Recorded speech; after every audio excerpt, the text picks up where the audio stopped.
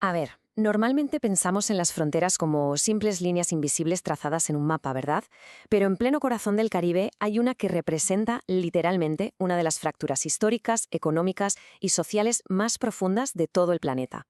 Hoy vamos a meternos de lleno en la complejidad de la isla de la Española y vamos a explorar cómo dos naciones vecinas, la República Dominicana y Haití, han forjado destinos tan radicalmente asimétricos mientras están obligadas a compartir exactamente el mismo pedazo de tierra. Para que este análisis sea súper claro, vamos a seguir esta hoja de ruta de 6 pasos. 1. Dos naciones, una isla. 2. El origen del conflicto. 3. La sangre y la dependencia económica. 4. El gran abismo actual.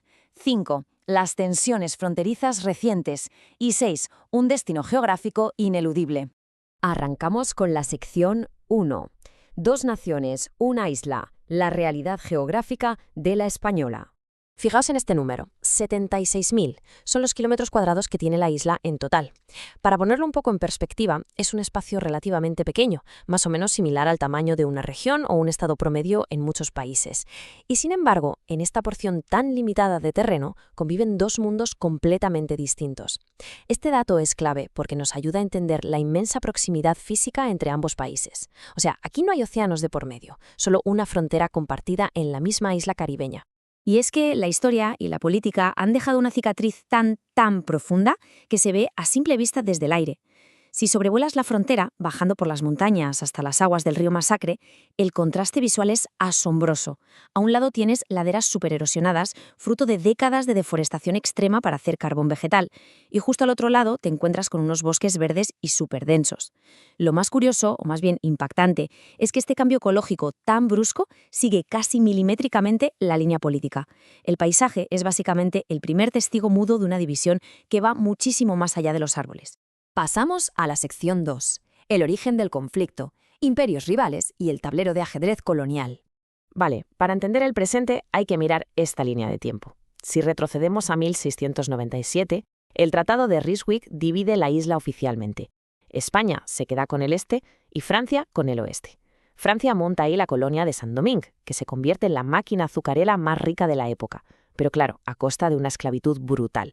Luego, en 1804, la historia da un vuelco espectacular.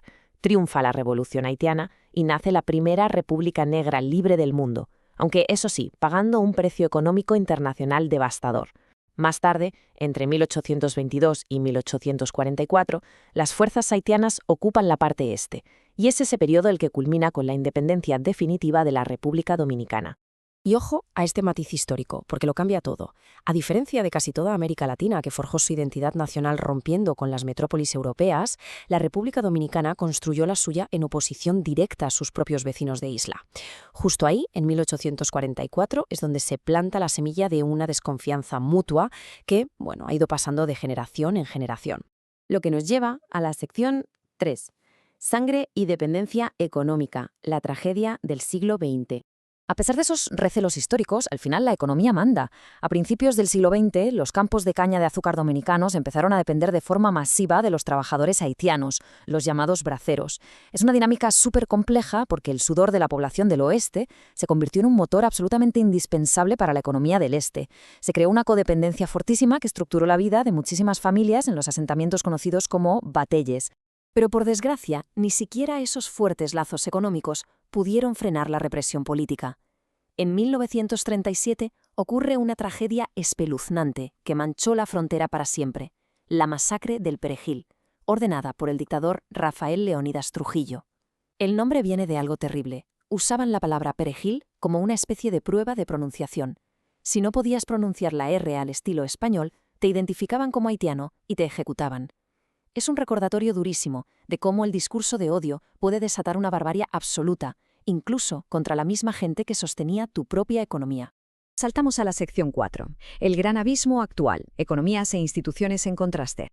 Si miramos atrás, a finales del siglo XX, ambas economías eran más o menos comparables, pero si miramos los datos de hoy, la realidad se ha fracturado de una forma insólita.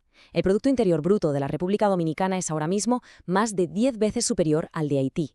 Estamos hablando de una brecha de riqueza enorme, y ver esta diferencia tan brutal en un mismo pedazo de tierra es algo que raramente se encuentra a nivel mundial. Y claro, esa diferencia en el PIB se traduce en el día a día. Por un lado tenemos a Santo Domingo con rascacielos, buenas autopistas y una economía a tope gracias al turismo de primer nivel en Punta Cana, un país estable. Y por el otro lado tenemos a Haití, que se enfrenta a una falta crítica de infraestructuras básicas. A esto hay que sumarle una inestabilidad política crónica, desastres naturales y el control territorial por parte de bandas tras el asesinato de Jovenel Moïse. Un colapso institucional tan severo que ha hecho falta un reciente despliegue de fuerzas internacionales apoyadas por la ONU.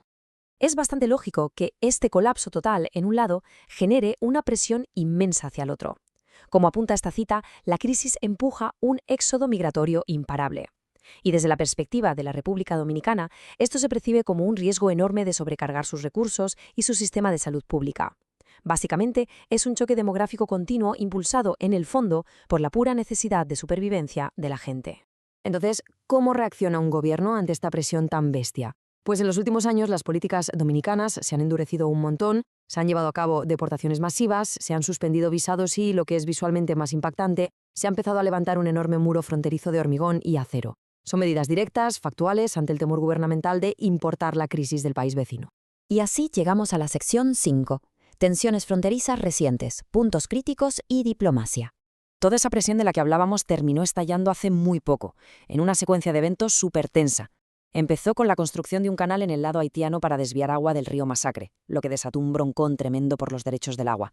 Esto llevó al gobierno dominicano a ordenar el cierre total de la frontera, incluso del espacio aéreo, frenando en seco el comercio. Pero claro, la asfixia económica pudo más y finalmente se sentaron a negociar acuerdos en la zona industrial de Codebí. Esto dio pie a una reapertura histórica de los vuelos comerciales, dejando clarísimo que a la hora de la verdad una desconexión total es totalmente insostenible para ambos. Para terminar, la sección 6, un destino geográfico ineludible compartiendo el sol del Caribe. Esta imagen nocturna tomada desde el espacio es, sinceramente, brutal. Fijaos cómo en el este la República Dominicana brilla a tope gracias a su red eléctrica. Y en el oeste, Haití está casi a oscuras, un reflejo silencioso pero súper potente de su crisis energética y estructural. Y aún así, por mucha diferencia en la iluminación o por muchos muros de hormigón que pongan en la superficie, es imposible borrar los lazos invisibles de comercio, necesidad y pura humanidad que unen a estos dos territorios. Al final del día están condenados a entenderse o a vigilarse el uno al otro para siempre. Son dos pueblos distintos, pisando la misma tierra, bajo el mismo sol, caminando hacia un futuro que es bastante incierto. Y lo hacen cargando a sus espaldas con una historia completamente asimétrica que hasta la fecha no han conseguido reconciliar.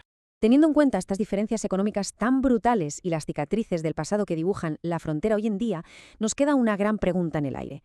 ¿Serán capaces estas dos naciones de encontrar la manera de reconciliar su historia para poder sobrevivir en un futuro que, inevitablemente, tienen que compartir?